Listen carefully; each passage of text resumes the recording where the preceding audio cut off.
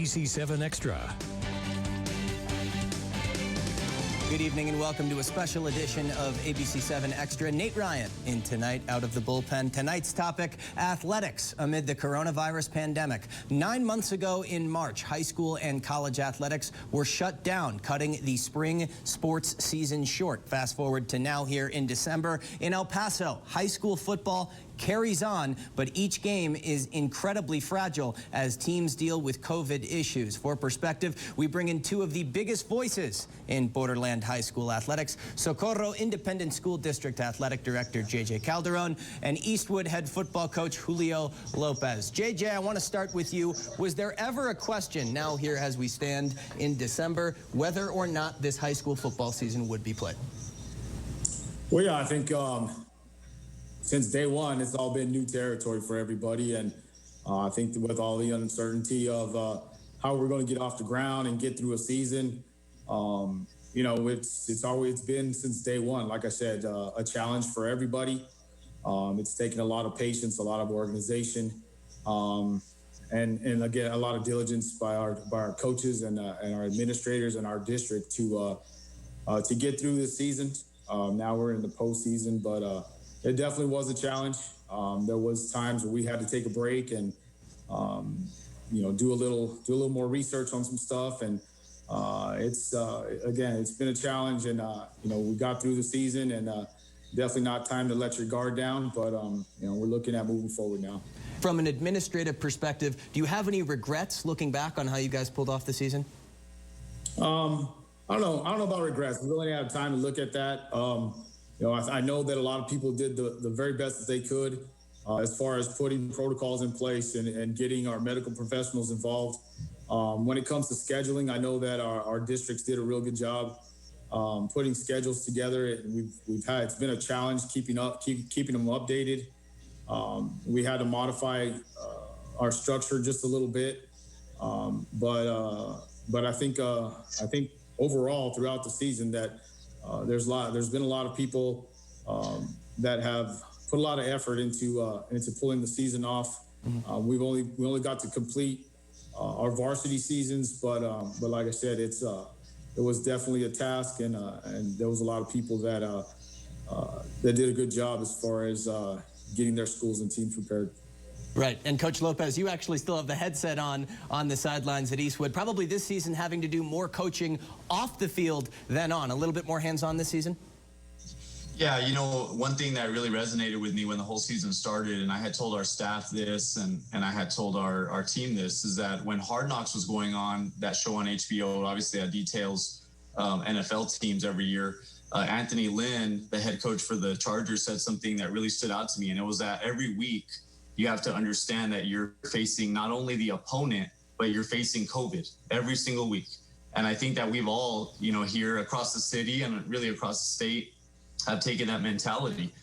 You have to do everything you can, not only to get your teams obviously prepared to win football games and be safe and be, you know, obviously be ready to go every Friday night, Monday night, Saturday afternoon, whatever it is. But in addition to that, you have to follow the protocols, the guidelines. You have to battle and feel like COVID is an opponent of yours every single day that you take the field. So it's been obviously quite the juggling act for coaches, administrators. My hat's off goes to Coach Calderon, Coach Williams in Isleta, Coach Kennedy in El Paso, all the area athletic directors, because their hands obviously have been, you know, full with a lot of different schedule changes and managing things on a day-to-day basis. But, you know, at the end of the day, I feel, you know, here at Eastwood and in our district, we've done a great job with our coaches and our programs and managing that the best we can. And Coach Lopez, you've managed to play a full schedule this fall, correct?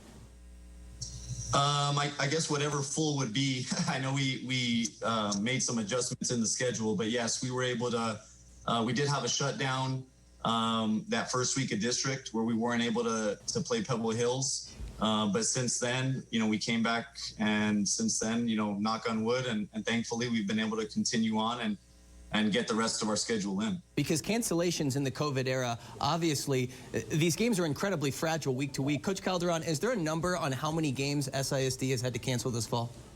Well, I mean, I'd have to go back and look, but I can tell you at the beginning of the year, we scheduled 8 games for every team in 6A. And I'm just speaking to the 6A district. I think that comes out to like 36 games, including non-district. I think in 6A we canceled, I want to say 18 cancellations, and we had 4 games that we were able to make up and 6 that were not. So it definitely was a challenge. Putting, when you make a cancellation, there's so many people that are affected on our end.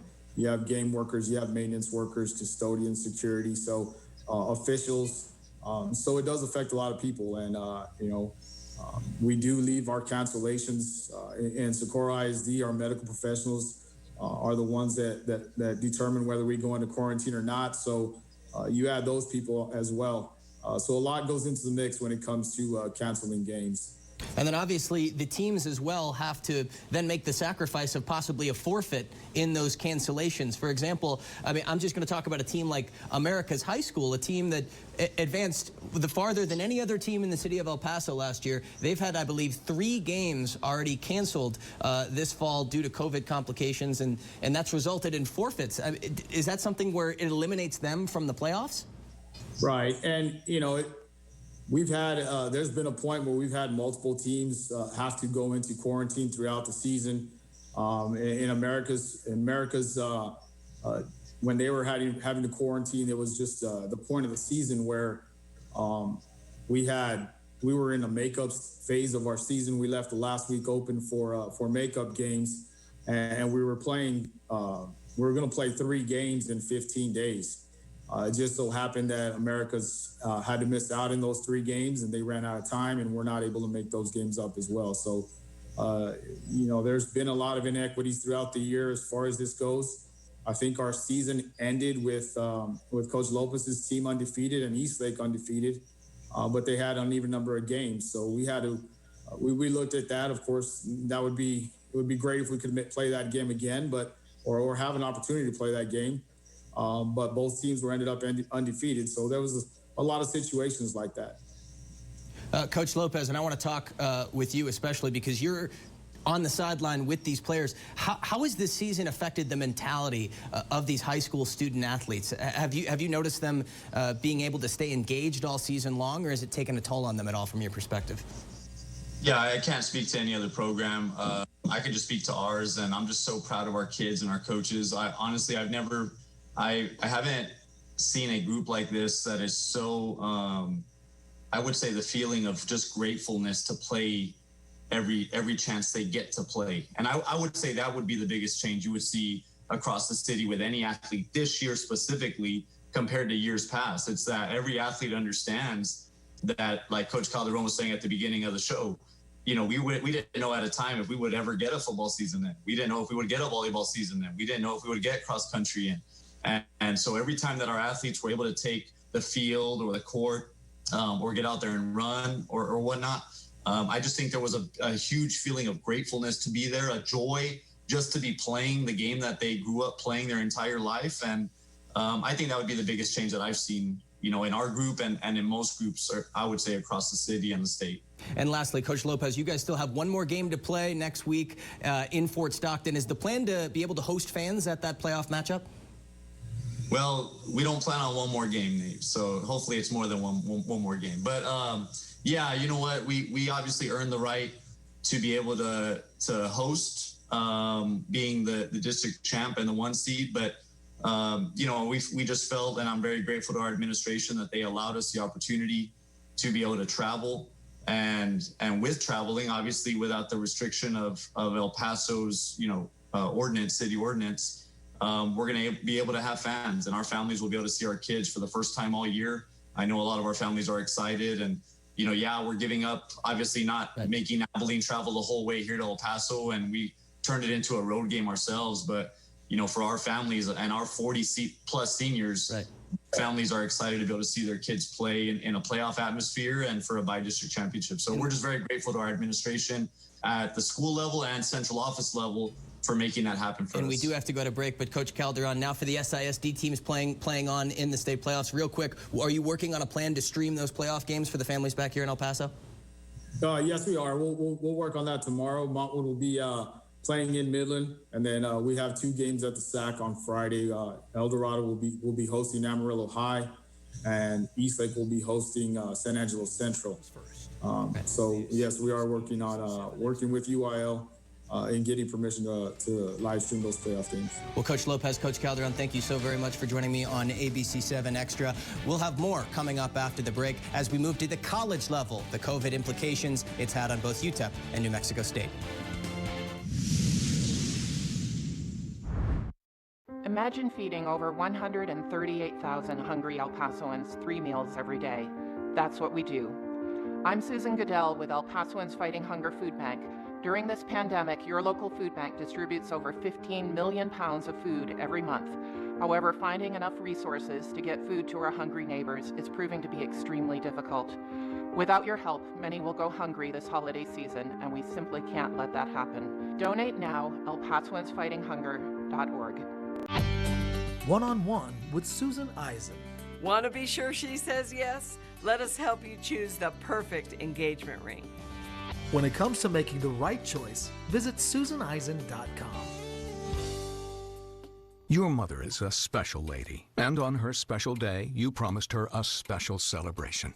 But if slow upload speeds won't let your video call through because you have cable, just remember, you're not a bad son. You just need better internet. AT&T Fiber delivers a faster internet experience with 20 times faster upload speeds than cable. Get AT&T Fiber, plan starting at $35 a month for a year. Limited availability in select areas. Call 1-877-ONLY-ATT. I'm Oscar Leeser, and I approve this message. Margot ignores his own guidelines. Goes to dinner, no mask, no social distancing. Margot grants 37 COVID waivers for weddings and parties. Margot accuses council member from Holocaust family of Gestapo tactics. Communication breakdown over shutdown makes national news. 32,000 El Pasoans out of work. Margot says Hispanics have higher hospitalization rates than normal Caucasians.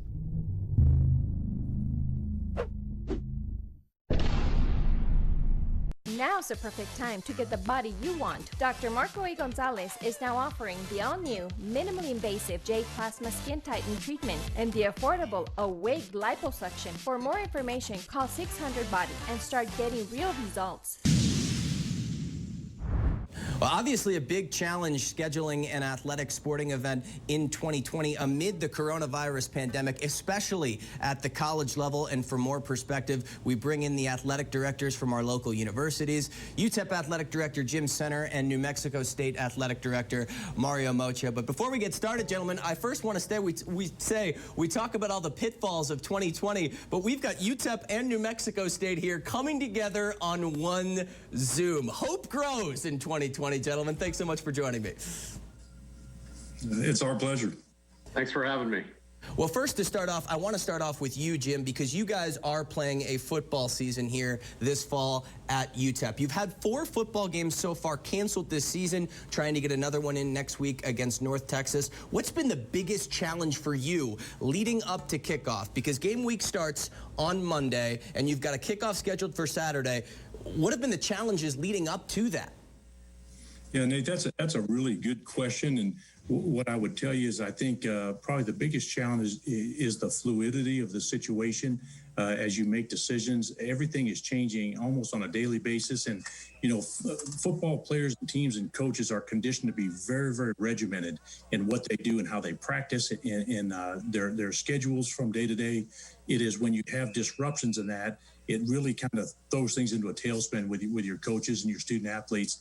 So I think that's really been one of the bigger challenges is how your team handles that. Obviously, we want to play, and I think we've done a good job of getting to the point where we can play. But as we all know, everything is not within our control. There's a lot of things that are outside of our control. And Mario, you at New Mexico State made the decision early on to suspend your football season to the spring. Now here as we sit in December watching the rest of the country play out a college football season, are you comfortable with the decision you made? Do you look back with any regret whatsoever? Well, Nate, I think we'd love to be playing with the majority of the schools. You know, our specific situation being independent, by the time kind of things got cranked up in New Mexico, we had lost 8 games from our schedule. So while we could have, piecemeal the schedule together, the conditions in New Mexico did not allow us to have any home games. So that's a big factor. So let's look at playing around 3 games in the spring. It will fulfill our promise to our student athletes that they will be able to compete. It'll be able to take care of some of the media obligations, television and radio, so we can recoup some of our corporate dollars. It'll give the coaches an opportunity to look at the personnel going into next year, because I really haven't seen them in a competitive situation. So those are some of the factors. So I think for us, and looking at some of the other independents, I think it worked for us. We certainly would love to be playing, and we hope that, the conditions improve and the gating criteria changes, where we'll be able to get those games in February and March. We're now looking forward to not just football, but throw in basketball now as we get into the heat of basketball season, and really all athletics. For both of you, you guys are playing in a region where COVID cases are spiking by the day. Obviously, we hope for those to at some point plateau. Have you guys found challenges as far as bringing other schools to the region to play sports? Well, maybe I'll start out here, Mario, first. We had one of our opponents during football that said they didn't feel safe coming to El Paso, which is really unfortunate. But because on our campus and all the great things that we're doing, this is one of the safest places to be. But with that being said, I think the national news cycle has made a lot about what's happening here in the borderland a national story. And while we do have positivity in cases, and we are actually now in a downturn, it's actually coming down, and those are good stories. But you don't hear as much about that as you do when things are going up, and that's unfortunate that you don't hear both sides of the story on the national news cycle. So I say our basketball coaches really are the ones working with our basketball schedule and trying to get people to come and help people understand that you can still come here and it's safe, even though we're in the middle of a global pandemic. And now, Mario, on your end here, you guys currently not allowed to play games in Las Cruces per the New Mexico State Health Order. So probably for yourself, a lot more, thinking on the fly as far as coming up with a schedule, considering you're having to play road games. Sure. I'll kind of dovetail on what Jim said. The one thing we talk about, are people comfortable playing, or how come we're not playing? Since August 23rd, we've tested our men's and our women's team over 800 tests, and the women have had 0 positives, the men had 1. That's a positivity rate of 0.12%. So I'm pretty comfortable. I'm not a virologist or an epidemiologist, but I'm pretty comfortable saying that our kids are not the cause of spread. They're the most tested people on the planet. So if one of them did get it, the contact tracing is right there. So anyway, that's a little bit about that. Right. From our scheduling standpoint, we've kind of attacked it in different ways. The women have chosen to be road warriors. You've just talked about, Mario, I'm sorry to interrupt you there, but you just talked about you guys were able to get 2 games in on the women's basketball side here in the past week. How much did you guys work together in making those games happen? Obviously, Jim, you bringing those teams to El Paso. Talk about the conversations that went behind scheduling those games. Well, I think it first starts out with us having a great relationship, Mario and myself, and our 2 head women's basketball coaches, trying to find ways to make this work. And it's one of the more challenging things, I think, because everybody's got their own schedule and their own teams that they're trying to serve. And that makes it a little bit more challenging at times. But I was just so proud of our 2 head coaches in both women's programs working together. New Mexico State's willingness to come back to El Paso for a second time. One of the things that generally coaches are always concerned about is this idea of a home court advantage. Well, when you don't have any fans, there really isn't a home court advantage. It's just a court. Both Mario and I watched the game the other night, and there was about 10 of us in there, I think. There was no home court advantage, just 2 really good teams battling each other, and those kids were competing. Yeah, 100%. And I echo what Jim says. There is always, and you see this nationally, coaches are always going to be worried about, hey, who has the advantage, this, that, and the other. I think the administrators certainly want to be responsive to the coaches, but at the same time, we want to get the games in.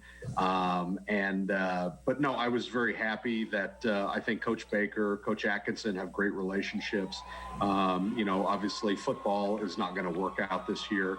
But hopefully, the men, the coaches, the administration can get together. Would love to, at least salvage 1 game out of our historical series. But at the end of the day, I was just glad to play. It is one of the things that we promised our student athletes when we recruited them, to get a great education, that have good social experience, and be able to play for championships. And, while we may not have had all the practices we wanted to, so on and so forth, we can at least look at ourselves in the mirror as administrators and say, hey, we were able to make this happen. And, hopefully we'll have some success down the road. And seeing the success that you guys had pulling off those games at the Haskins Center, I do have to ask with both of you here, with the men's side, UTEP and New Mexico State, what are the challenges standing in the way of playing a game between you two, whether it be at the Haskins Center, or is there a possibility of UTEP going to Phoenix or at another neutral site to play a men's game? Well, go ahead, Mark. Yeah, for us, Nate, right now we're in Phoenix. So, as we are working our schedules, UTEP is working their schedules, travel arrangements, et cetera. So, one of the secrets is primarily the basketball coaches work together with the basketball schedule, where athletic directors kind of work on the football schedule side. That's just, a historic perspective. But, there's a lot of moving parts. But I know that our coaching staffs are talking together. So, we'll wait and see, and hopefully, we'll be able to work something out. And Jim, on your end, would you be open to hosting the Aggies at the Haskins Center as well, too, on the men's side? Oh, absolutely. And I think part of the bigger challenge is just what Mario said, and that is the conflicting dates of they're trying to get their dates when they can get them. We're trying to get ours in. The other thing is it made the most sense to play two games, basically a home and home in the same year, when both of us have a 30 to 45-minute bus ride, right? All of a sudden, we're separated by a 7-hour bus ride. That becomes a lot more problematic and challenging with travel, as well as trying to get a date and make that work, right? So it may not work this year, and it still might. We just don't know. It's very, very fluid. And to use a basketball term, we both may have to pivot and go in a different direction or pass, but we're still trying to see if we can make that work. But conversations are fluid. You both want to play that game, gentlemen. Oh, absolutely. Yeah, from our it's obviously a historic. I don't have the records in front of me. I know we've been playing it for about 100 years. So we know this is a very unique time in the history of the country. But yeah, I would love to try to work through those historic issues and still get the game in. Well, both of you gentlemen have done a tremendous job as far as navigating the schedules throughout the coronavirus pandemic. Jim Center, Mario Mocha, thank you very much for joining us on ABC7 Extra. We have much more coming up right after the break. James Watt Medical Center is now open and accepting new patients. As an expert in internal medicine and primary care, Dr. Farouk Ahmed brings his experience to the east side of El Paso. We take most insurance, and walk-ins are always welcome. Join our new beginning at James Watt Medical Center, 11331 James Watt, Building 100. Whether this is the new you, perhaps an improved you, or maybe it's the same you, we're here with convenience, reliability, and accessibility. Anywhere and at any time, so you can keep being you. We're with you. Learn more about our remote services at gecu.com. Getting used to the new normal is not easy, but ordering your favorite burritos is. Download the Rita's Burritos app and order your favorite made-from-scratch burritos and pick them up at our convenient drive-thru window. Rita's Burritos, making things a little easier for you. 4907 Crossroads on the west side. So, Spill, what's the news? It finally happened. It's beautiful. Wait, is it a Viraggio? Yes, unlike any other ring. The ultimate symbol of love. Viraggio, unlike any other ring. Jewel Gallery. 7134 North Mesa, 845-7740. After all, it's all about the ring. The unknown is not empty. It's a storm that crashes and consumes, replacing thought with worry. But one thing can calm uncertainty. An answer, uncovered through exploration, teamwork, and innovation. An answer that leads to even more answers. Mayo Clinic, you know where to go. Welcome back to ABC7 Extra. As we close our show on athletics amid the pandemic, we ironically close a week in which borderland sports and games have been sacrificed. Maybe the most painful casualty, the Tony the Tiger Sun Bowl. For the first time in 85 years, the crown jewel game of El Paso will not be played as the game's board of directors voted Monday to cancel the nation's second oldest bowl game out of concern of bringing in teams from outside the community. Game officials said the decision was difficult, but at the same time, easy. And it was announced Friday that UTEP football will no longer host North Texas next weekend. Rather, the Miners will have to travel to Denton, Texas to play the Mean Green. This, no doubt, a result of the current COVID numbers in El Paso. Now, North Texas already declined to travel to El Paso once back in October, instead pushing the game back to next weekend. Now it appears that rather than not play at all, UTEP will have to travel on the road to kick off. And yesterday, New Mexico State basketball, the latest team to be put on pause after a player tested positive for COVID-19. The Aggies were in California ready to play Santa Clara and Cal Poly on a 2-game swing. Those games now will not happen. The status of next Saturday's road game at Arizona now in question. After that, NMSU's schedule is empty until conference play in the new year. That team now quarantining at their hotel in Phoenix. The cut and dry numbers of COVID cases in El Paso County announced today that just over 37,000 cases active. Through this all, coaches and administrators seeking to balance safety and competition. Special thank yous to our guests tonight, Jim Center and Mario Mocha from the collegiate level, as well as Coach JJ Calderon and Coach Julio Lopez. Best of luck to Coach Lopez and Eastwood in the state playoffs next weekend. And thank you for spending your Sunday with us and ABC7 Extra. I'm Nate Ryan. Stay safe, stay healthy.